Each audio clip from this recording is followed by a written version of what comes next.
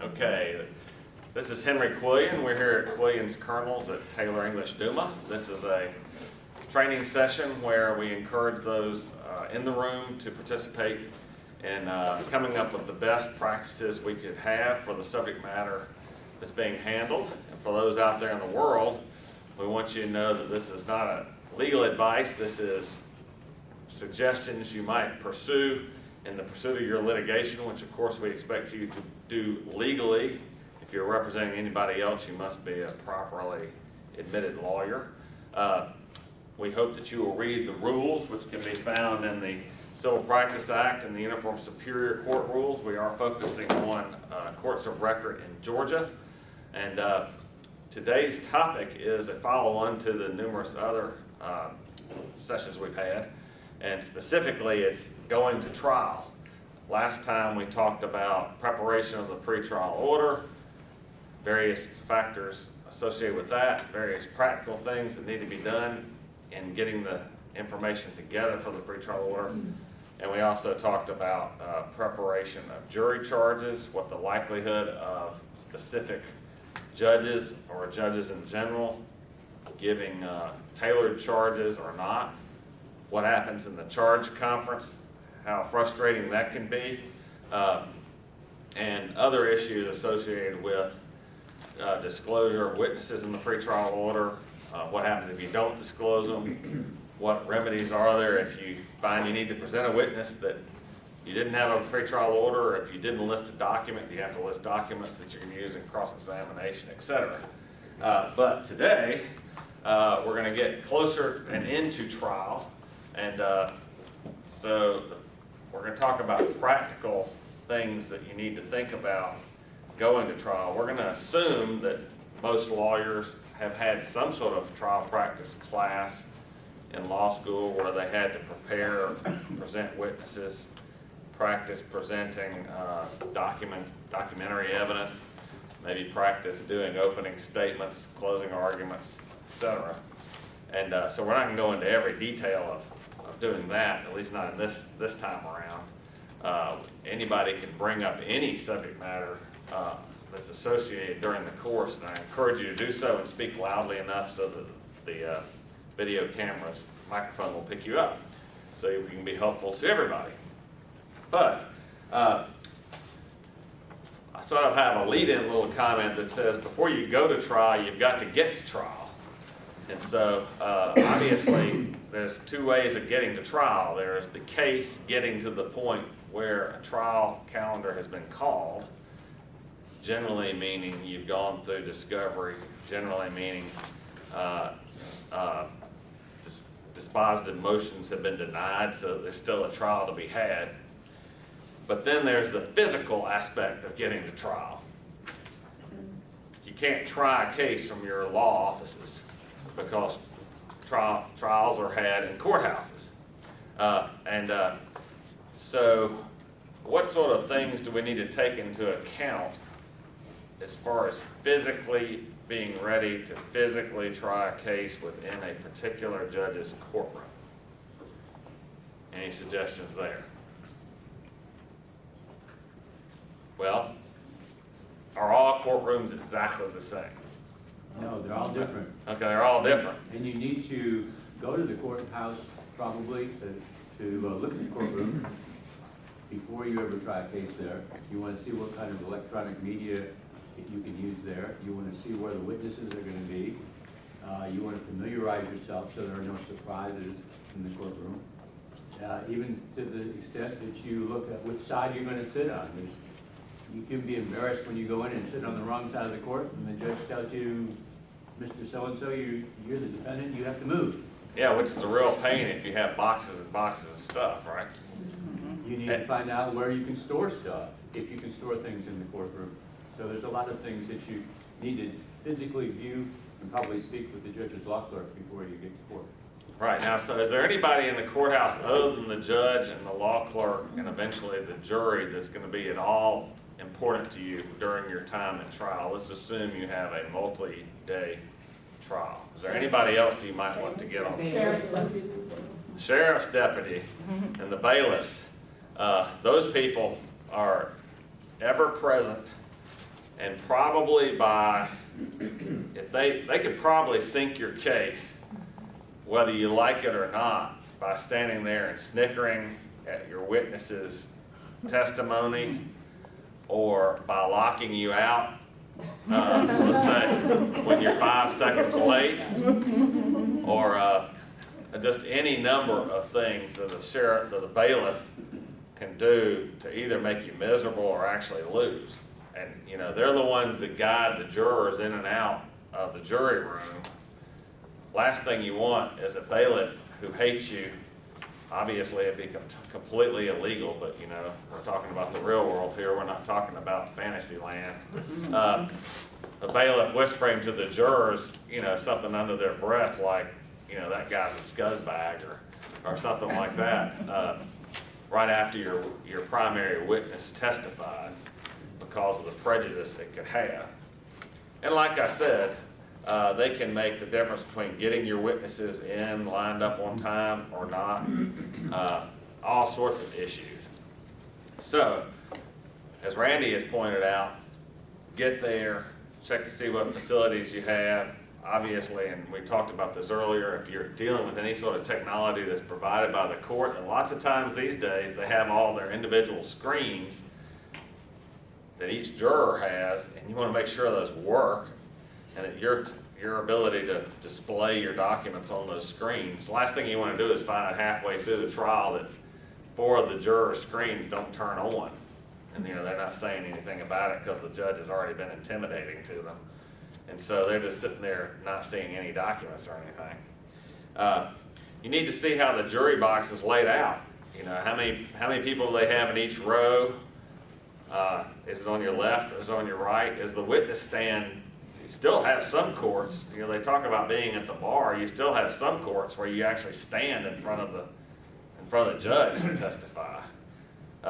Or alternatively, you have a witness chair that is not like sitting up like next to the judge, looking out at the jury or looking out at the audience, but rather you have one turned directly to the judge, maybe away from the jury, or directly to the jury and not towards you. So you got to figure out, okay, so when I'm asking questions, where am I going to go stand? And what am I going to be allowed to do by the judge? Is the judge going to make me stay at the podium, or can I go all over the courtroom with theatrics? So all sorts of things to figure out. If you got junk you got to bring into the courthouse, let's say you have a rollover case for some car and you want to bring the car into the courtroom. Where are the freight elevators? What can you get stuff in like that? If not, if that was your big plan, is to have the smashed car as your primary exhibit, how are you going to functionally have the jury be able to experience that? And then, so let's getting down to real fundamentals. Let's say you have 20 boxes of stuff, and you're going to need to use that at night to review and get ready for the next day. Do you want to have a Volkswagen Beetle as the car you plan to drive to and from the courtroom? I don't know. Actually, more than once, I realized that the board that my trial company has made for me will not fit in my car, no matter how I try to bend it or push it without crunching it. It's amazing how if you just try to slide one of those things into the back seat of a normal car, the little hump where the transmission is makes it so it won't go in there. So you have to engage somebody that has an SUV or a minivan in order to get you to and from the courthouse. And so my wife's minivan usually ends up being my mode of transportation. One other thing to think about is if you're more than 20 minutes from your house at the courtroom, you might consider doing what if you're going to spend a week down in some other town that's, let's say, in the metro Atlanta area, but pretty far out. Spend the night. Might spend the night in a hotel that's nearby that has some sort of business office and a printer, or you carry all your own printers and stuff down there. Why? Because you can just waste so much time and energy going to and from, and whenever you get home, you're going to be completely distracted by your family or your kids or people calling on the phone, people asking you questions. So sometimes it's well worth to spend that, even if it's a Hampton Inn or someplace, $60, $70, $80 a night, so you can get away from the world and concentrate on your case. You might put that into your budget early on to give a telegraph to your client that you think that's going to be an expense. Plus, you never know, car fire, wreck, whatever in the metro area can kill your whole ability to get to court. All right. Henry, one thing that comes up a lot, I think, is getting into the courthouse. Especially if you go to federal court, it can take 30, 40 minutes in the morning sometimes to get through security. Fulton County. So if you've got a 9 o'clock hearing and you show up at 8:30, they expect to get in, you're going to have some explaining to do to the judge on why you're late, and they don't like that. So be very careful when you go to some of these courthouses that you give yourself ample time to get in. Yes, most certainly, especially if it's the day when they call the jury and you're out there with a big pile of boxes and you're behind 100 jurors who are waiting to get in, it's raining. And there are courthouses that have no entrance other than the door and no roof over the entrance. It's just the door and then you're in the rain otherwise, and you have to wait outside until you get in. And obviously that's no good. And then similarly, check to see what technology you can take into the courthouse. You know, some you can take phones with cameras, some you can't take phones with cameras. As we mentioned, I think before we got on tape, you can have either Wi-Fi or no Wi-Fi. You might have direct connect internet through hardwire. If you want to do research or anything like that, or pull up anything on the web during the time you're in the courthouse, you may or may not have a signal. Don't just assume that it's going to be like being in your backyard. You can get any sort of internet connection you want. All right, now, safety-wise during the courthouse, during your time in court, and to eliminate unanticipated problems with yourself and your body, what might you want to have in the courtroom with you when you're doing a long case? If you've got lots of documents you got to deal with. Bandages. Band-aids, bandages. Just yesterday I was working with Angela down here, and we were going through files, and it wasn't very long before I slit my finger open with one of those manila folders. Oh, yeah. And you know, it's hard to be serious before a jury when you're spewing blood. And so you need to have first aid kit basically for the courthouse. And what if you're concentrating really hard for a long period of time with a difficult witness, what's going to happen to you? You're gonna get a headache. You're going to get a headache. So you need to carry Tylenol and Advil, whatever your painkiller of choice is. Now, you're dealing with all these documents and such. What type of office supplies are you going to need? Notepads, pens, Notepads, pens, Post-its, Post-it notes, clips, Dollies to lace carry all the book, boxes. dollies to carry stuff around, clips, clamps, calculators. staplers, calculators. You might think about seeing whether the court will allow you to bring in the ice chest with water bottles. Because what if you're talking for hours on end? You're going to end up being dry-throated, or if you got a cold or something, Lord help you, you lose your voice. That's not a good thing. So we could consider having a standardized box of stuff that's always replenished immediately after a trial, so that people don't have to go out to CVS and Walmart and all these other places and gather all this stuff before going to trial. It'll just be there, and there'll be some sort of pledge that you will restock it as soon as you get done with it. Because those little things, oh, and laser pen is another good one to throw in there. So if you have a big document up on the screen, you can show the jury what you're referring to, and you know how legal documents are. They tend to be one long paragraph with no spaces, no paragraph breaks, etc. And you're trying to focus on one little word in a document. It's hard to do it. So, personally, shouldn't have to be said, but nevertheless, we're going to say it. Do you want to show up looking like a ragamuffin? No. No, you want to show up looking sharp. Looking sharp, like you're ready to go. you know, clean pressed clothes, shined shoes. And that would be true of your whole staff. It doesn't do you a whole lot of good if you come in looking like $1 million and your associate or colleague comes in looking like they just rolled off the sofa after a long night of drinking. I mean, it's not going to help your image before the jury, and everything is image when you're before a jury. And I mean, there's a lot of substance, obviously, but there are things that can undo all the substance of your case if they get distracted by things like that. So, and then there's always the selection of clothing and things like that. I mean, if you're going to wear a tie, if you're a male, you might not want to have a big Santa Claus on it or something like that. Just a tie is not a tie. You got to choose something that is appropriate. Now, this week, however, I've got my Duke tie on because surely all of you in this NCAA week have chosen that Duke is going to win, right? But if I were to try a case in Chapel Hill, North Carolina, should I wear my Duke tie? No. Probably not. Not unless I hate my client really badly. How about if you're playing Maryland? If I'm playing Maryland, I would probably wear, let's see, Kevlar coat. They've given Duke some grief this year. Same goes for the client too. I mean, I recall a case where a juror commented to me afterwards that the lead witness for the other side, who was the vice president of the national company, wore shoes that looked like they were all beat up.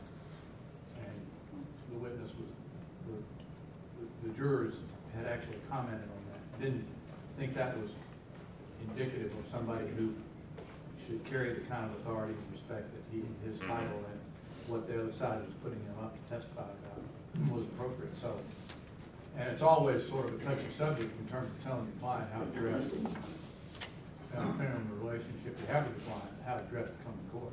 Right, and of course, for a male lawyer, sometimes it's really hard to tell a female client, you've got to tone it down a little bit, you know. We don't want you looking like, you know, the housewives of Atlanta or whatever. Coming to court, and it happens sometimes, so it's a real problem. Because you can't have this type of distraction. You got to have somewhat consistency. Now, on the flip side, as a lawyer, you don't want to, if you're going to a small county, a county outside of Atlanta, where there are a bunch of farmers, you don't want to show up with a zoot suit on, double-breasted zoot suit, because that's just not going to be, they're not going to feel comfortable with you. And to echo Foy, my mother-in-law was a juror in a case a couple of years ago, and the guy apparently had some sort of linen, the lawyer had some sort of linen coat, and it was just completely crumpled. And it was so bad that it was a distraction to the jury. Nobody could really take him seriously. So if you go even further, some trial consultants will give you color choices and things like that you should either use or stay away from. I had one when I was younger. They said brown, you should always wear brown for the opening statements because brown is trustworthy. Now, is there anything to that? I have no idea, but that's what these people said, and they came in, presented to a big firm, and said this is what you need to do for your opening, but you could then go to blue or black or whatever as a male lawyer. I can't remember exactly what they said with women. But there are things to think about along those lines, and if you're, you know, but I wouldn't try to do something that's fake, you know, for your own situation. You know, I don't think it's good for an Atlanta lawyer to try to go down to a small town and try to be like Pappy and Oh Brother, Where Art Thou? Or you know, wearing suspenders and stuff like that, and you know, acting like somebody they're not. Because this is not, over the time of the trial, it's going to come out that you're just putting on a show. Okay, so what's one of the first things you're going to do when you get to trial? Once the judge says, hey, we're ready to go. Who are the people that you're going to become most interested in real quickly? Jurors. the jurors, right? And you're not, it's gonna come on you like a tidal wave. So one of the things you will have needed to do before you get to court is find out everything you can about the people that are gonna be subpoenaed to be jurors. And then hopefully courts give you various amounts of information. Sometimes you get a sheet that just has a list of names. Sometimes you have more information, like at least the name, the employer, where their street address, etc.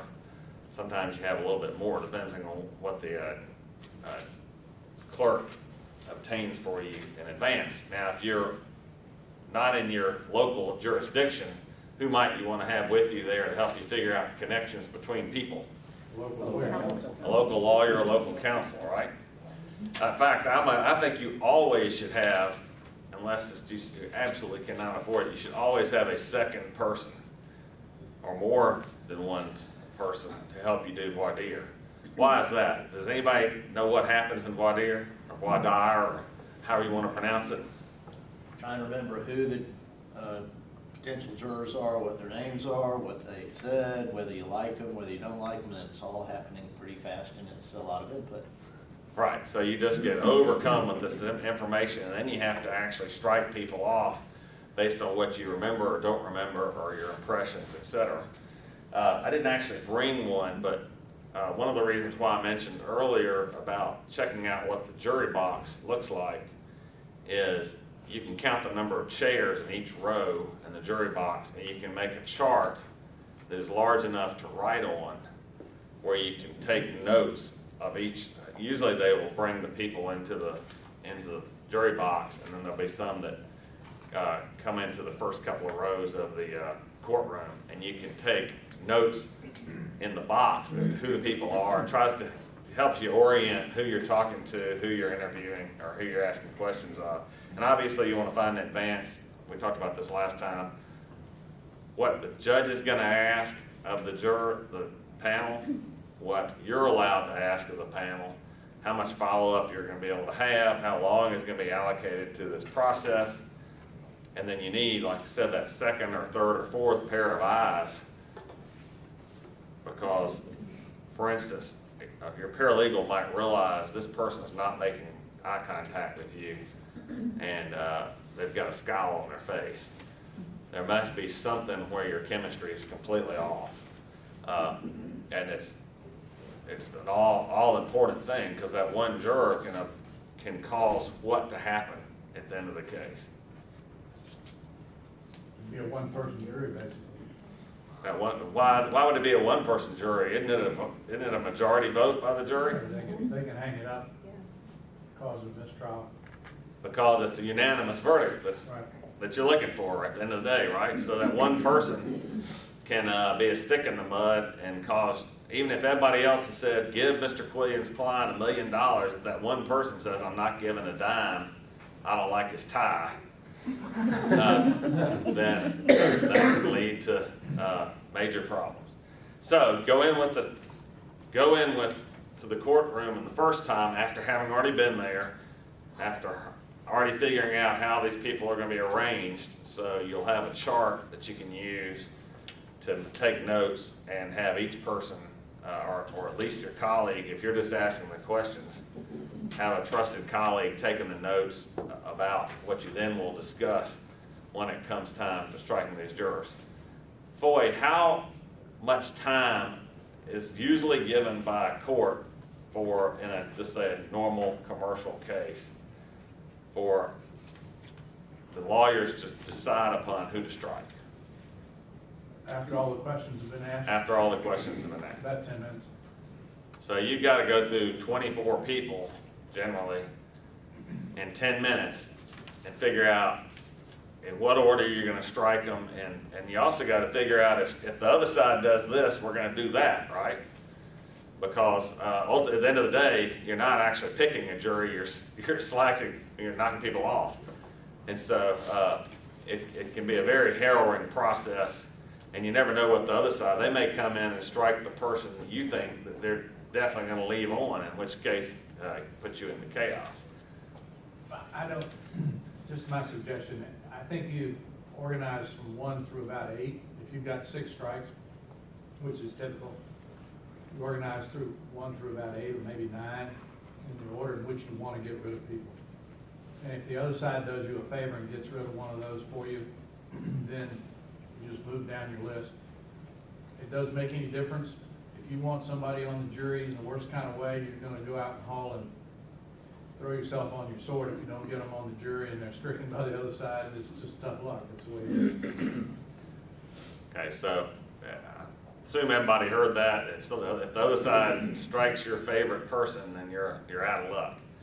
But Foy is recommending basically prioritize your top 8 strikes so that you'll have the people you want to get rid of for sure ready to go. All right, now, once you have your jury, is there anything you can do about that jury? Yeah. What can you do? You can raise a challenge to the exercise of the strikes of the other side based on either race or religion, sex. Okay, so you can, is that essentially a Batson challenge? Also known as. So yes, that's Foy is given a explanatory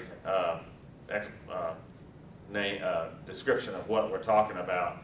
And basically, as I understand it, Foy, and those that know more than me about this, if the other side has stricken, for instance, every African-American person from the jury, you can raise a challenge saying they are striking these people on impermissible grounds and resulting in a jury that is not reflective of the peers of our respective clients. And that will put to the other side, they have to provide reasons why they struck these people. You just asked to approach the bench after the jury has been impaneled and make your motion, and if the other lawyer has any sense, they'll come up with a non-discriminatory reason for the strikes. Has anybody ever done this in a case? Randy has. I've had it done against me. Okay. That's the charges. And what were your dastardly deeds? Who were you striking? I was striking some very bad jurors. Yeah, that's Several of which happened to be African Americans in a discrimination case. And we had to give our reasons for why we struck some of these people. You know, like one was a double felon that shouldn't have been on the jury. Another was I didn't know you could do that. Yeah. Another was a postal worker, a union postal worker that doesn't really do well for management, a management lawyer. And another was a person who was who had 2 years previously been tied up and beaten in a robbery, and all 3 of those people happened to be African Americans, so we got a Batson charge filed against us. All right, Vivian had an example also. Well, when I was at the DA's office in the appeals division, I had to brief Batson just about every case. It was always raised in criminal cases. So I briefed it a lot. Is it ineffective assistance of counsel in a criminal case if you don't raise a Batson charge as a defense? Well, if you have grounds for a Batson charge and you don't raise it, I suppose it could be. Even if you don't have grounds? I guess there's always going to be some imbalance. That's why I'm asking. But so that's one thing you can do after implementing all your strikes, either for cause or as a right to affect the jury. So just keep that in mind. And by the way, it doesn't mean that every strike exercise was exercised for an alleged discriminatory reason. You can raise a Batson charge as to 1 or 2 jurors that were strikes that were done. What's the remedy if the judge agrees with your motion? If the judge agrees that it will remove the juror that was improperly, I think you just have to impanel a new jury. No, Bring a new well, jury it back. depends. What happens? The judge has discretion. the judge can say that, that the person that was struck shouldn't have been struck, for example, and not let you exercise that challenge on that juror and bring that juror back and then allow you to strike somebody else. If the judge, I've seen arguments that where the opposing counsel will say that you're not, that all your strikes are void and you can't strike any of them. I've never had a judge hold that. At most, I've had a judge say, well, we're going to bring this person back, put this person on the jury, and you get one more strike. That's generally what will happen. You would end up with an awfully large jury if none of your strikes were valid. Well, it depends how many they challenge. But if they challenge, say, 3 jurors that you struck, and the judge says, well, I agree that that person should be off, but these 2, I don't like the reason why you struck those. We're going to put them back, but we'll give you 2 other strikes. Then you have to pick 2 other people. I see. 2 of the ones that have not yet been stricken. Right. Okay, in that process, what does the jury know I about? don't know any of that. They don't know, okay, good, because I was It's all like, done they're out. going to take your case. It's all done outside the presence of the jury because the judge will, generally the judge after the strikes paper goes back and forth will dismiss the jury and ask both counsel, do you have any motions you want to make? And that's when somebody will stand up and say, I want to make a Batson motion. They make the Batson motion outside the presence of the jury. You argue it back and forth. Then you finally get a decent jury, whether you have to pick somebody else. And then they bring all the jurors back and they announce who's going to be on the jury. Can a juror who has been stricken because somebody else was brought back as a result of a Batson challenge then bring a discrimination action against the court? I think not. And that's certainly beyond the scope of this discussion. But when in doubt, read the rules. And I doubt you'll find one exactly on that point. You might have to go to case law on that one. Okay, so let's assume you're the plaintiff. You got your jury. What's going to happen next? Judge is going to say, Generally, the judge gives a preliminary charge to right. the jury. The judge will tell the jury while they're there and what he's going to be doing and what you're going to be doing and all the basic preliminary charges that, the lawyers aren't witnesses, etc. And then you, as the trial lawyer, are going to have the opportunity, if you're the plaintiff, to do what? Opening. Now, do you, once you do, and I'm not going to go, yes, ma'am. Don't you invoke the rule anymore? The rule. What rule is that? The rule of sequestration. And what in the world is the rule of sequestration?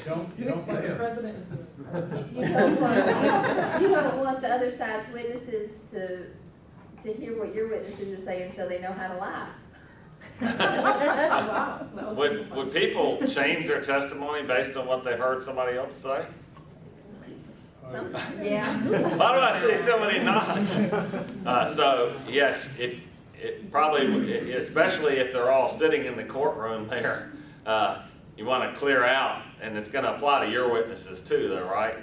That there's going to be the opportunity of, if it's a corporation, one corporate representative to stay in the courtroom with you on behalf of your corporation, and that's going to be throughout the trial, right? But then any other witness that's going to testify, if the rule is invoked, they're all going to be thrown out of the courtroom and told, which in turn means who's going to be keeping track of those people and letting them in and out? The bailiff. The person who you don't want to go out the hallway and see the person and yell back in, they're not here. And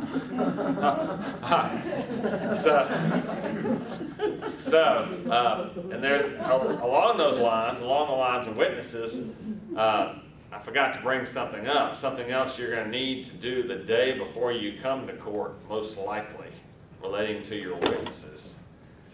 First of all, leading up to the day of trial, what are you going to do to your witnesses?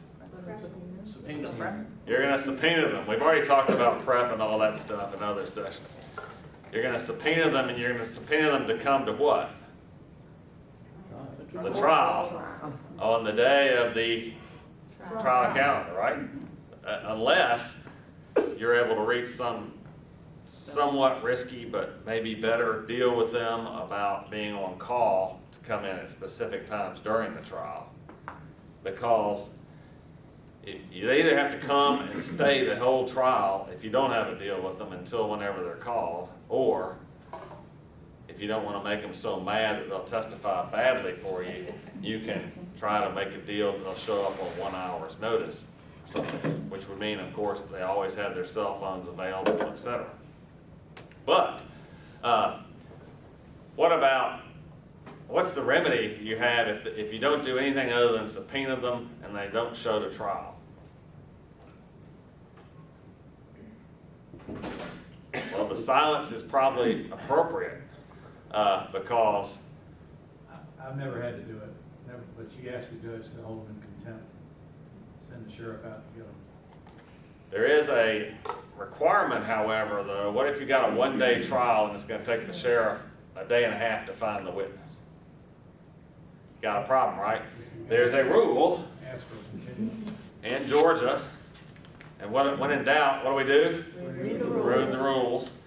And in fact, I had to read the rules to find the rule before this tape started, and I had colleagues working on it for me as well.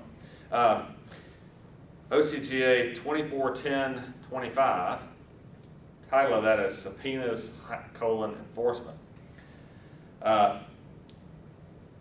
And it talks about, what happens if somebody doesn't respond to a subpoena. There can be fines, etc., including 20 days imprisonment for a witness that doesn't show. But does your witness being in jail help you prove your case? No. No.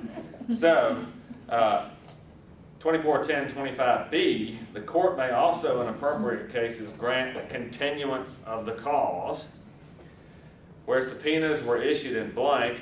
That means the clerk gave you subpoenas that were blank and you filled in the names of the witnesses to come. No continuance shall be granted because of failure to respond thereto when the party attaining them fails to present to the clerk the name and address of the witness so subpoenaed at least 6 hours before appearance is required. Okay, so if your hearing is going pretty fast in the morning and you want to have somebody called as a witness and they no-show and 6 hours hasn't expired after your filing of the list of witnesses that you've subpoenaed, can the court give a continuance? Not as of right. You can't get one as of right. So either the day before the trial, which is the safest time, or very first thing in the morning, you need to provide the clerk of court a list of witnesses that you have subpoenaed using subpoenas that were issued initially in blank, which is usually the way it's done. Usually you take a pile of subpoenas down to the courthouse and have the clerk issue them, and then you fill them in and send them to your witnesses. And usually you do that several weeks before trial, but you nevertheless have to provide that list to the clerk. Otherwise, you don't have a basis to say, let's take a really, really long lunch, Your Honor, and let's get that witness in. Because the court may say, nope, witness isn't here. Are you done with your case, plaintiff? And then they call the defense to put up their case. So as I was looking through this, I did find a couple of things. This is in 2410, and I noted no doubt an antiquated law, but one of interest. First of all, if you subpoena a witness, they can't be arrested when they're coming to and from being to testify. That's an interesting one. So if a witness says, well, I can't come down to the court because they'll get me, apparently you can cite the rule to them. But also of special interest to those in this room, somewhere in this room, that female witnesses are treated just like men, according to 2410 too. So you can cite that against the housewife of Atlanta who doesn't want to come. Says, because I'm so-and-so's husband, I don't have to come. Or whatever. So, Read the rules because they affect your ability to present your case. Okay, so you go up and you present everything you remember about your client's right to recover. What are you going to do to make sure that you presented every element of your case that you need to get into your case in chief? Checklist? Yeah, you'll have a checklist, and hopefully you'll have the ability to have somebody else there double checking your checklist. And you got to make sure you do what to all your evidence? Move it into evidence. Yeah, you got to move it into evidence. You can't just talk about it and then move on.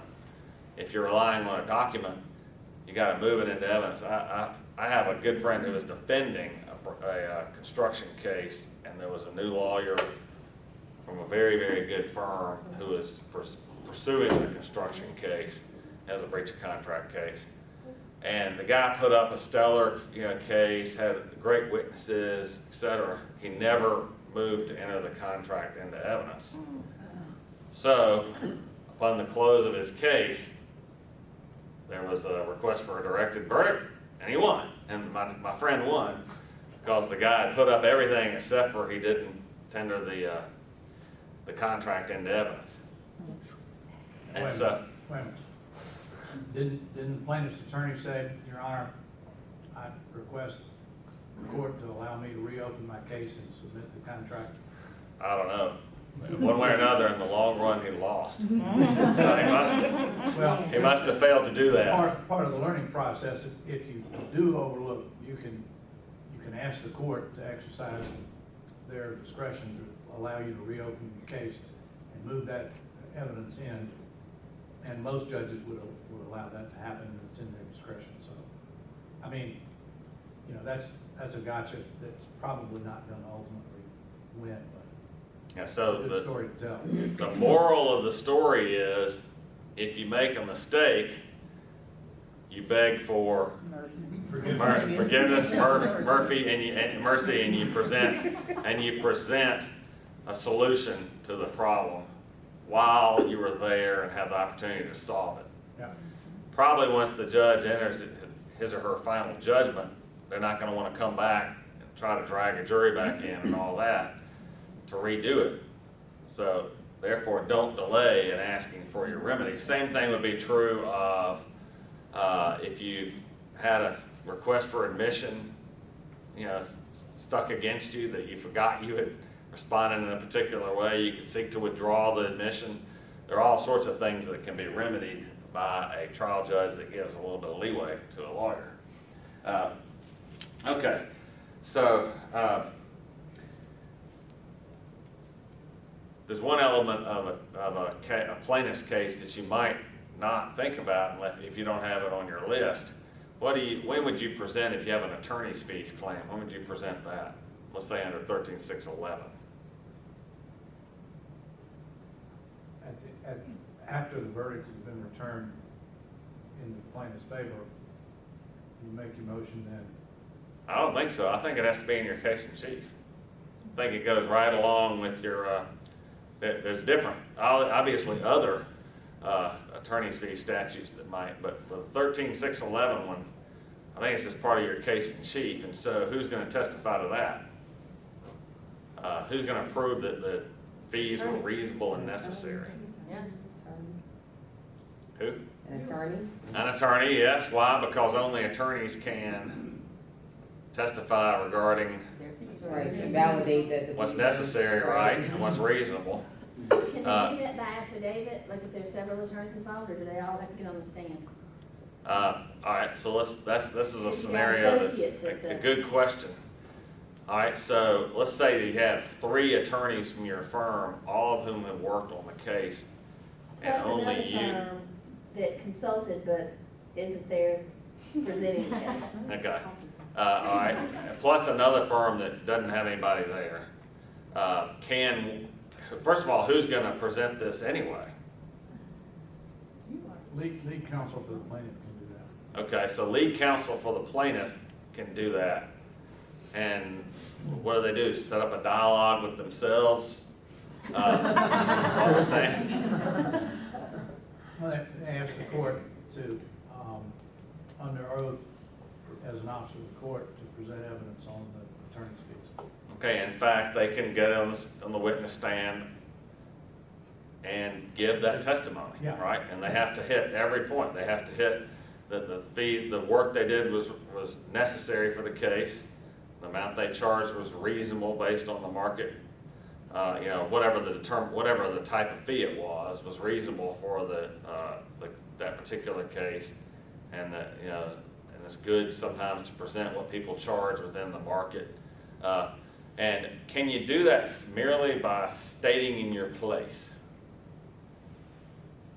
I think you can. I think you have to announce that you're doing that as an officer of the court, and ask permission of the court to do it. Let's put it this way, I've seen it done a million times and accepted by the court, Yeah. but I'm gonna always make the bailiff swear me in. Because if the other guy does that and gets a big attorney's fees award, I'm gonna try to attack that award based on lack of evidence, because I think attorneys have to swear to things too. So, I'm gonna be safer and just ask the bailiff to swear me in. I think that's safe, of course. Yes, Tom? I had a case in federal court, a trial before Judge Forrester. We had a 13-611 claim, and we told him we needed to put on evidence in support of that claim, and he said he will not do so. I'm not going to waste the jury's time with that. He made the jury come back with their verdict. They did award us the 13-611, and then what he did was he said, you will follow the procedures that you typically follow in federal court for proving attorney's fees by filing affidavits. Essentially, we filed a motion with affidavits in proof of our fees, and they were entitled to respond. So he just summarily refused. And was it appealed? Nope. So, Anybody got Judge Forrester? I guess the long and short of it is, I would certainly make a record if that was the position that was taken by the judge, because as far as I know, it's gotta be in your case in chief, and, so. I have a quick question. Did the other side challenge the reasonableness of your fees, Todd? I can't remember. I don't think so. If If they they- did, it was just a minor. If they did, can you serve on them a request for them to produce records of the fees that they charge? Well, I think it's a jury question, frankly, the amount of attorney's fees to be awarded, so I don't know how it could be done not without a jury, but and I believe that's the way it's supposed to be presented in Georgia. So you also have the issue of, can you have, and we're talking about, I guess, March 21st, 2013, right? Do you have to have every lawyer that came in and did any work, every lawyer that did any work come in and testify that what they did was reasonable, what they did was necessary? No, but I think you as the person in charge and supervising the presentation of the case and the work done, have to say that all this work was done under your supervision. I think that's reasonable correct. and necessary. I think there are holdings on that, because that issue actually has been taken up, I believe. What if there's a previous attorney and you've switched attorneys, and you want to get that attorney's fees covered? Well, if there's a previous attorney, I think you're gonna, basically, I believe under the new evidence rules, you're gonna need to prove, first of all, you're gonna need to have an expert basically testify regarding the fees, because that's what you're testifying as anyway, as the lead attorney. And you are gonna have no personal knowledge of what they did other than the documents they produced. So you would have to go back and actually review all the documents, the pleadings and they produced, the depositions they took, realize how long the depositions are, et cetera, to formulate a basis for your determination that they spent a reasonable amount of time doing that work.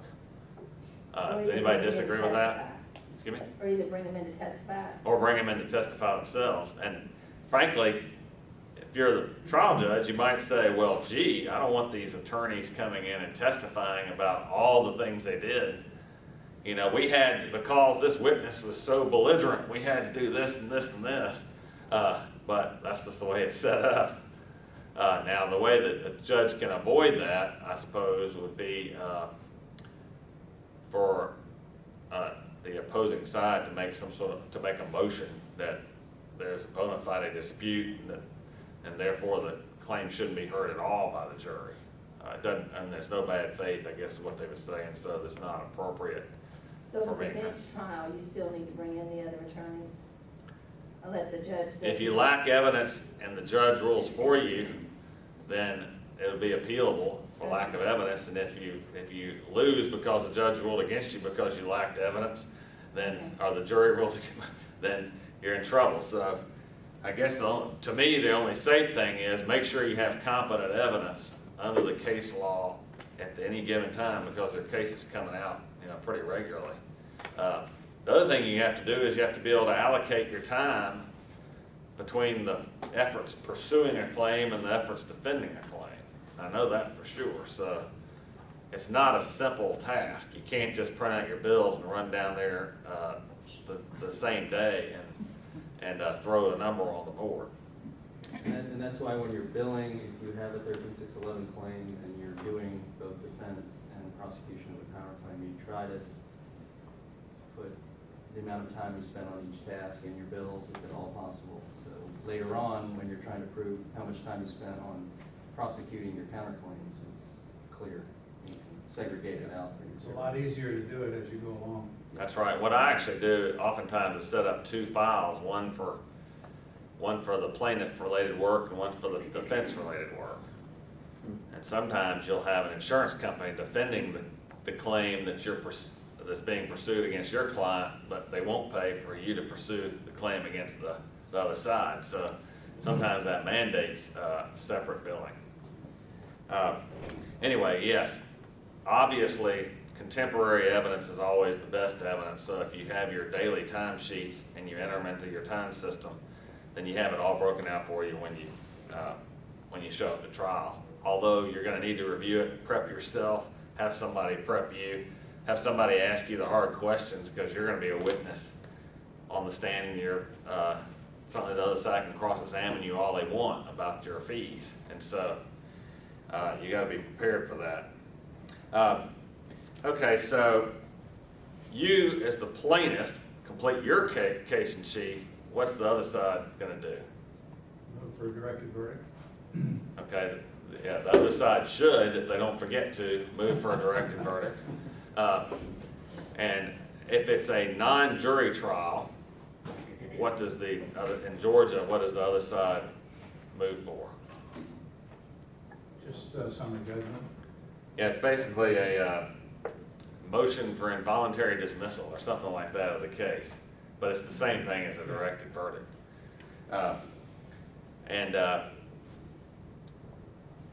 Is it too late at that point in time to put any more evidence in if you're doing the case in chief, if they reminded you, oh, I forgot to do this, I forgot to do that?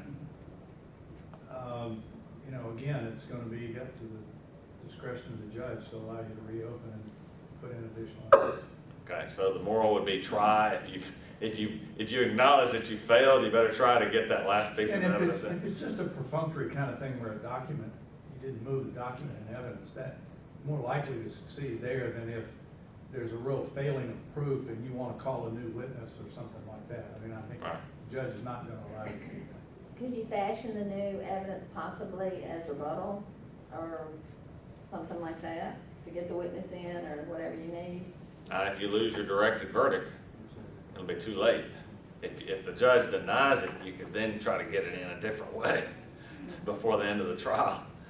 And then hopefully you'll have the second directed verdict. What does the defendant have to do after they've closed their evidence if they want to ultimately get a judgment notwithstanding the verdict? Same. They have to move for a directed verdict again on the Yeah. plaintiff's case. And then if they have a verdict against their client, then they can move for a judgment notwithstanding the verdict. So in the meantime, you might be able to get, by cross-examination of the defendant's witnesses or something, evidence or witnesses or evidence in that you forgot to put in your case in chief if you get past a directed verdict in the first place. Because chances are, I don't think the appellate court's ever going to go back and undo a jury verdict because of the wrongful denial of a directed verdict. Are you familiar with cases like that? I don't think the appellate courts are going to want to do that. Okay. There's a lot more that can be said, but we're at our time. And thank you for your participation. Look forward to seeing you next time.